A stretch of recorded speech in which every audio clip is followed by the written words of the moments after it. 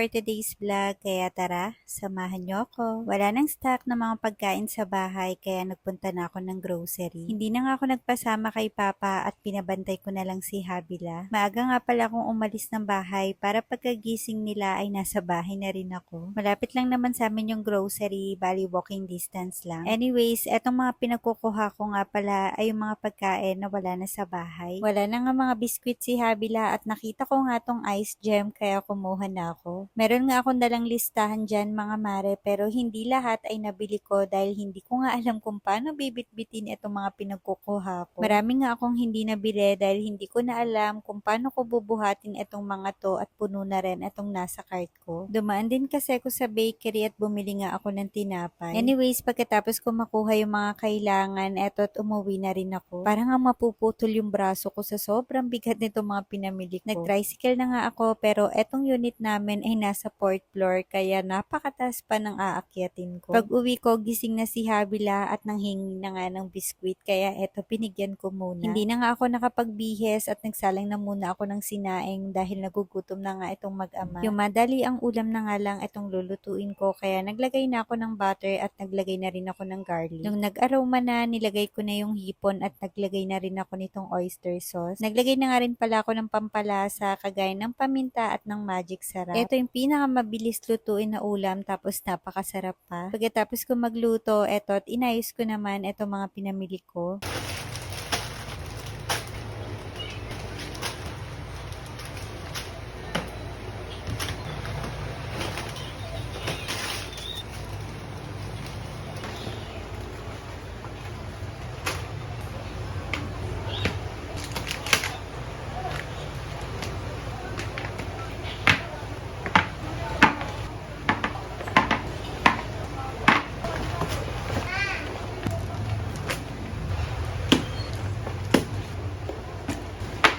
Pagkatapos ko maayos, itong mga pagkain nilagay ko na sa mga organizer. Kinagabihan naman, nagpunta kami ng Jollibee dahil eto nga yung pinangako namin kay Habila. Palagi kasi yan nagkikrave ng mga pagkain at ayan nga yung madalas na nire-request niya. So sobrang dami nga ng tao sa Jollibee, eto tinake out na lang namin at dito na lang kami sa bahay kumain. Pagkatapos namin kumain, eto at nagbukas lang ako ng mga ilang pirasong parcel. Etong una kong binuksan ay Korean skincare mga mare. Bali, etong next naman ay mini shaver from Hodek. Ang tagal na nga nagre-request sa akin ni Papa ng portable shaver pero etong Hodek nga mga mare ay kakaiba at sobrang nagustuhan ko. Complete set na nga ito at tignan nyo naman perfect na perfect pang regalo. Meron na nga itong sensor at yun nga yung nagustuhan ko dahil kakaiba sa lahat. Kapag nadikit sa skin, kusa na siyang magaon at tignan nyo naman meron pa siyang kasamang pouch. Tuwang-tuwa nga si Papa nung binigay ko to at hanggang langit na naman yung ngiti niya. Char!